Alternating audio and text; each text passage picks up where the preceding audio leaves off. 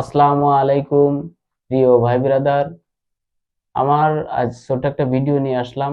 সেই ভিডিওটি হচ্ছে প্রিমিয়ার প্রোতে অনেকেই আমরা ভিডিও এডিটিং করে থাকি এবং প্রিমিয়ার প্রো থেকে ভালো ভালো সফটওয়্যারও আছে এবং প্রিমিয়ার প্রো মোস্ট ফেমাস এবং মোস্ট ইউজফুল সফটওয়্যার হচ্ছে প্রিমিয়ার প্রো ভিডিও এডিটিং এর ক্ষেত্রে। তো ভিডিও এডিটিং এর ক্ষেত্রে মোস্ট দুটো সেটিং আছে, একটা হচ্ছে হার্ডওয়্যার এনকোডিং এবং একটা হচ্ছে সফটওয়্যার এনকোডিং।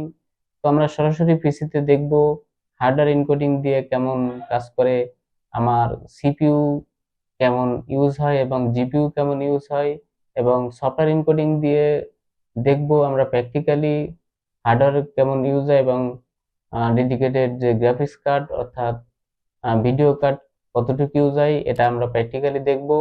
এবং এটা থেকে আহ, আমাদের মূল যে পারফরমেন্সটা এই পারফরমেন্সটা বের করায় নিয়ে আসার চেষ্টা করব।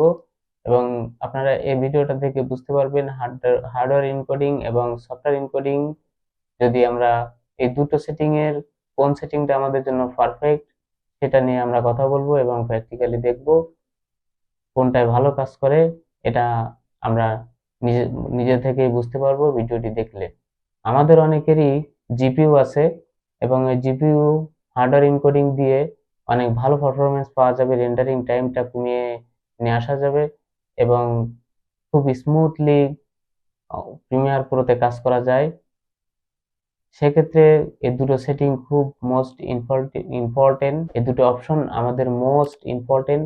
তো আমরা দেখি হার্ডওয়্যার এনকোডিং এবং সফটওয়্যার এনকোডিং দিয়ে আসলে প্রিমিয়ার প্রোতে ভিডিও এক্সপোর্টের ক্ষেত্রে, ভিডিও এডিটিং এর পরে এক্সপোর্টের ক্ষেত্রে কেমন কাজে আসে। তো আমার চ্যানেলটি যদি সাবস্ক্রাইব করে না থাকেন অবশ্যই সাবস্ক্রাইব করবেন, লাইক অবশ্য দিবেন, সম্ভব হলে শেয়ার করবেন। তো আসুন দেখি পিসিতে আমরা হার্ডওয়্যার এবং সফটওয়্যার এনকোডিং দিয়ে কেমন ভিডিও এক্সপোর্ট হয় এবং ভিডিও রেন্ডারিং টাইম কতটুকু সময় লাগে আমরা প্র্যাকটিক্যালি দেখি। ওকে, তো আসুন দেখি আমাদের প্রিমিয়ার প্রোতে হার্ডওয়্যার এবং সফটওয়্যার এনকোডিং দিয়ে কতটা ইমপ্রুভ করা যায়। হার্ডওয়্যার দিয়ে ইমপ্রুভ ভালো হয় নাকি সফটওয়্যার দিয়ে ইমপ্রুভ ভালো হয় সেটা দেখব। তো আমি প্রিমিয়ার প্রোটি ওপেন করে নিলাম, ছোট্ট একটা প্রজেক্ট। এই প্রজেক্টটা হচ্ছে আপনার 3 মিনিট 40 সেকেন্ডের মতো।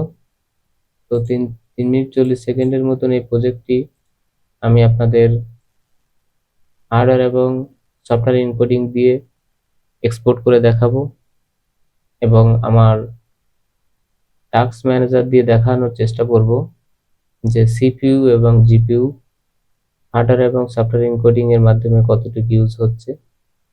তো চলুন প্রথমে আমরা সফটওয়্যার এনকোডিং দিই। তো আমি প্রথমে ফাইলে গেলাম, ফাইলে গিয়ে এক্সপোর্ট, এক্সপোর্টে গিয়ে মিডিয়া, এই মিডিয়া ফাইলের আন্ডারে আমার অনেকগুলো অপশন আছে। এখানে দেখুন আমার ভিডিওর নেম আছে, এখানে পাথ আছে আমি কোথায় সেভ করব, এখানে h.264 ফরম্যাট আছে। তো আমি নিচে আসব, নিচে আসার পরে ইনকোডিং সেটিং এর ভিতরে আমার যে পারফরমেন্স, এই পারফরমেন্সের ভিতরে দেখুন আমার হার্ডওয়্যার এনকোডিং দেওয়া আছে। তো এখানে আমি হার্ডওয়্যার এনকোডিং দেওয়া আছে, সেটিং এর টিক দেওয়া আছে, আমি সফটওয়্যার এনকোডিং দিব। দেওয়ার পরে দেখুন ভিডিওটি আমার নর্মাল ভিডিও থেকে কিছুটা ছোট হয়ে গেছে, কিছুটা ক্রপ হয়ে গেছে। আচ্ছা, সমস্যা নাই। তো আমি এটা আসলে 4K তে এক্সপোর্ট করতেছি। এই যে দেখুন এখানে ফাইল সাইজ 4K তে 60 fps এ এক্সপোর্ট করতেছি। তো আমি এক্সপোর্ট শুরু করলাম। এক্সপোর্ট শুরু করলে দেখুন এখানে 9 মিনিট আমার শো করতেছে।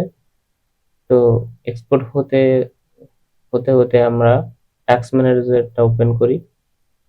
টাস্ক ম্যানেজারটা ওপেন করার পরে দেখি এখানে সিপিইউ আমাদের 74, 80 ৭৯, ৭৫, ৯১ এরকম ইউজ হচ্ছে সিপিইউ। আর আমাদের জিপিইউটা ৪০, ৩৭, ৪৫ এরকম ভাবে ইউজ হচ্ছে। দেখুন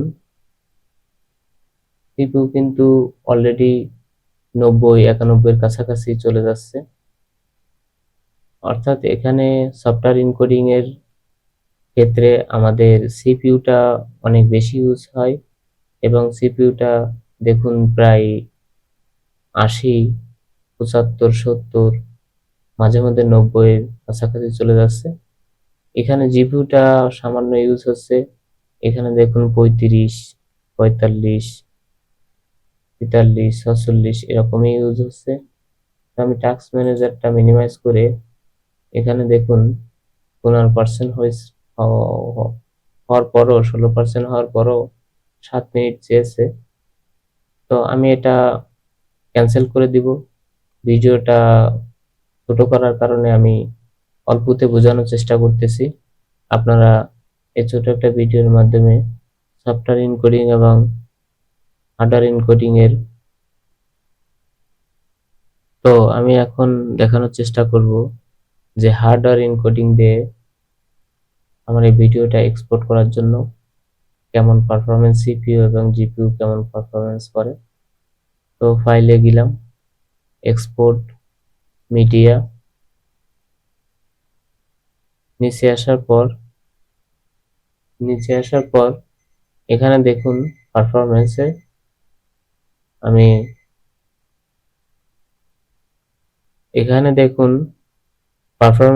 সফটওয়্যার এনকোডিং দিয়ে আমি এক্সপোর্ট করে দেখেছি এবং এবার হার্ডওয়্যার এনকোডিং দিয়ে দেওয়া হয়েছে এবং হার্ডওয়্যার এনকোডিং দিয়ে আমি এই ভিডিওটা রেন্ডারিং শুরু করব। তো এক্সপোর্টে দিলাম। এক্সপোর্টে দেওয়ার পরে দেখুন এখানে ৮ মিনিট, ৭ মিনিট, ১% এখনো হয় নাই, ৭ মিনিটে চলে আসছে। তো আমি এখন টাস্ক ম্যানেজার ওপেন করব। টাস্ক ম্যানেজার ওপেন করার পরে এখানে আমরা দেখতে পারতেছি সিপিইউ অনলি ২১, ২৫, ২০ এরকম ইউজ হচ্ছে এবং জিপিইউটা আসলে ৫২%। আমার এখানে ডেডিকেটেড খুবই নরমাল একটা 2GB আপনার এনভিডিআর একটা জিপিইউ লাগানো আছে। এটা আসলে বেশি একটা কাজের না। আমার ইনবিল্ট জিপিইউ আছে, অর্থাৎ আইজিপিইউ আছে, সেটাও আপনার যখন সফটওয়্যার এনকোডিং এ আমি এক্সপোর্ট করিয়েছিলাম তখন কিন্তু এই ডেডিকেটেড যে জিপিইউটা ছিল, অর্থাৎ প্রসেসরের সঙ্গে যে ডেডিকেটেড আইজিপিইউ থাকে সেটা কিন্তু 0 ছিল, কোনো কাজ করতেছিল না সফটওয়্যার এনকোডে। কিন্তু হার্ডওয়্যার এনকোড দেওয়ার সাথে সাথে সিপিইউটা দেখুন ২১, ২৫ এর ভিতরে আছে। সিপিইউটা কাজ মোটামুটি খুব কমই করতেছে। এখন কাজ করতেছে হচ্ছে জিপিইউ দেখেন আইজিপিইউটা ৪৫, ৫০ এরকম ৪০, ৪৫, ৫০ এর ভিতরে থাকতেছে এবং ডেডিকেটেড যে জিপিইউটা এটা আপনার ৫০, ৫৬ এরকম কাজ করতেছে। তো এতটুকু সময়ের ভিতরে আমি এখানে যদি দেখাই, অলরেডি দেখেন মাত্র ৫ মিনিটের ভিতরে এটা আপনার এক্সপোর্ট হয়ে যাবে।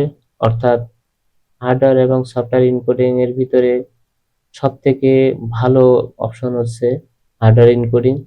হার্ডওয়্যার এনকোডিং এ আপনার এক্সপোর্ট টাইমটা অনেক কমে আসবে এবং এক্সপোর্টটাও ভালো আসবে। ভিডিও রেজুলেশন এবং ভিডিওর অ্যাকচুয়াল যে সাইজটা এটাও ঠিকঠাক আসবে আমি মনে করি। আমার যেহেতু ডেডিকেটেড জিপিইউ খুবই নরমাল, এখন বর্তমানে ২০২৪ সালে কোনো স্ট্যান্ডার্ডের ভিতরে পড়ে না। আপনাদের যদি ভালো মানের জিপিইউ থাকে তাহলে তো কোনো কথাই নাই। আপনারা সফটওয়্যার এনকোডিং না দিয়ে হার্ডওয়্যার এনকোডিং দিয়ে যদি আপনি ভিডিও এডিটিং অথবা এক্সপোর্ট অথবা রেন্ডারিং করেন তাহলে পাওয়ারফুল ভাবে ব্যবহার করতে পারবেন এবং জিপিইউর কাজটা বুঝতে পারবেন। তো এখানে দেখুন যতই সময় যাচ্ছে ততই আমার এখানে মিনিটটা কমে আসতেছে। এখানে ৩ মিনিট এখন সময় লাগতেছে। অলরেডি ৪২, ৪৩% আমার রেন্ডারিং হয়ে গেছে। আমি যদি এটা সফটওয়্যার এনকোডিং দিয়ে আমার ভিডিও এক্সপোর্ট করাতাম তাহলে আস্তে আস্তে সময়টা আরো বেশি বাড়তো। যদি 8 মিনিট ধরতো সেখানে থেকে দেখা যাচ্ছে 12-13 মিনিটও হয়ে গেলেও আমার ভিডিও এক্সপোর্টটা হতে চাইতো না। আস্তে আস্তে অনেক সময় বেশি সময় নিত, কারণ হচ্ছে আইজিপিউটা আপনার টোটালি ইউজ হতো না, হালকা হালকা ইউজ হতো, 10-15% ইউজ হতো, এবং আপনার সিপিইউটা অনেক বেশি ইউজ হতো। সিপিইউটা মাঝে মধ্যে 100% চলে যেত, বেশিরভাগই 80, 90, 95 ভিতরে এরকম থাকতো। তো সফটওয়্যার এনকোডিং এর থেকে hardware encoding must must better Adobe Premiere Pro. আপনার যে কোনো version Adobe Premiere Pro rendering এর ক্ষেত্রে, তো আপনারা ট্রাই করে দেখতে পারেন। আমি এই ছোট্ট ভিডিওর মাধ্যমে আপনাদের বোঝানোর চেষ্টা করলাম হার্ডওয়্যার এনকোডিং এবং সফটওয়্যার এনকোডিং আসলে কাজ কি, প্র্যাকটিক্যালি দেখানোর চেষ্টা করলাম। আপনারা যদি আমাদের চ্যানেলে নতুন হয়ে থাকেন অবশ্যই সাবস্ক্রাইব করবেন, আর কি ভিডিও চান আমার কমেন্টসে জানানোর চেষ্টা করবেন। অবশ্য লাইক দিবেন, যদি সম্ভব হয় শেয়ার করবেন। সবাইকে সুস্থ কামনার আশা রেখে আজকের মতো বিদায়।